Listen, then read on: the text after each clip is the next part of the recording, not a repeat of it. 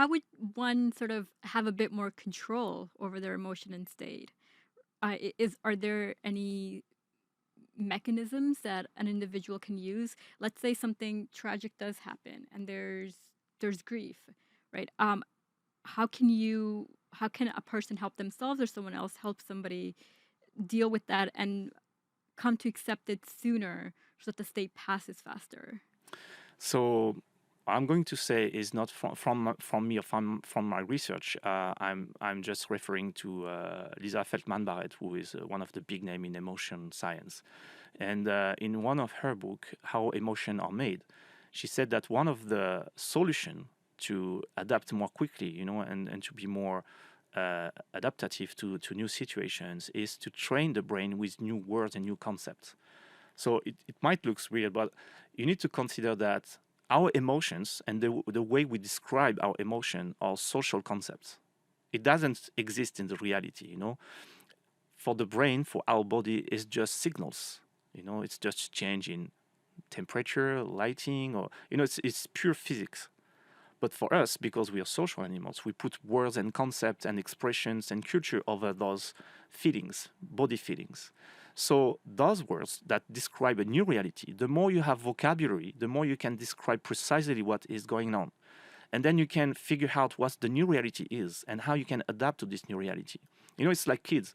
When kids cannot speak because they have a very limited vocabulary, they tend to fight and to throw fists and just, to have these violent behaviors because they don't know how to express their feelings. But once you know that, okay, what I'm feeling right now is not exactly anger, is maybe I'm just upset. I'm not mad, but there is a deceptive situation. So they can describe more precisely what they have, and then they can choose the right behaviors to adapt to the situation. So the more you are exposed to stories, you read books, you gain new vocabularies, it will help you to figure out the situation, and also to say, well, actually, it's not black or white. The reality is more subtle. And the more you have subtle vocabularies, the more you can catch the subtleties of the reality and then to adapt to the new reality. So it's not the only solution, obviously, but I'm sure that that's something that can help people to deal with different situations because different situations bring different types of emotion. It's not only happiness or sadness. It's not only anxiety or anger. It's more complicated than this. So what about like physical activities? For instance, you're going through a tough time and you just start going to the gym every day and trying to work out that frustration and what you're feeling.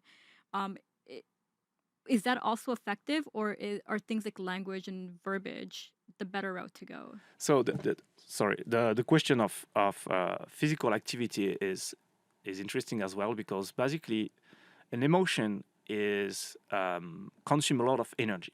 Okay, a lot of energy because it needs to bring different attentional resources, emotional resources. So that's why an emotion doesn't last for long because it's too much in terms of energy for the human body. So when you have this, let's say, this very tragic event that's coming into your family, and then you have to deal with this new reality, and it takes time for you to recover from what happened, you're also consuming your energy.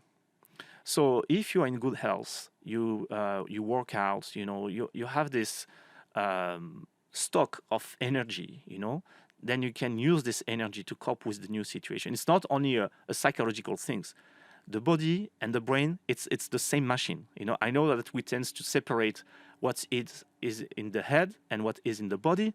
There is the brain and there is the body, and it's separated, but it's not. It's the same whole machine. So something that affects your psychology affects your body. You know, if you accept more easily the new reality, and you want to fight, you have this willingness to fight against the disease, for instance. It will affect your body as well. So if you train your body, if you train your brain, if I can say like this, then obviously at the end you have more chance to cope with the situation and to be successful in this process. Ah, that's fascinating. And sticking with this idea of I suppose trying to control your emotions a bit, um, environment. So like the environment that you're in, does that also inform your emotions? So like if I'm in a very dark room versus a very bright and lit room, will that change how I feel? Yes, probably. I mean, all of those external factors can affect your mood and your state. So if you're, let's say, you're comfortable with um, a hot, very bright space, for instance, because you feel more safe in that such space, then I guess yes, it's probably better for you. But I don't have any um, I would say expertise or knowledge about this the effect of external factors on your body, but yes, for sure it affects your behavior and your emotional state as well.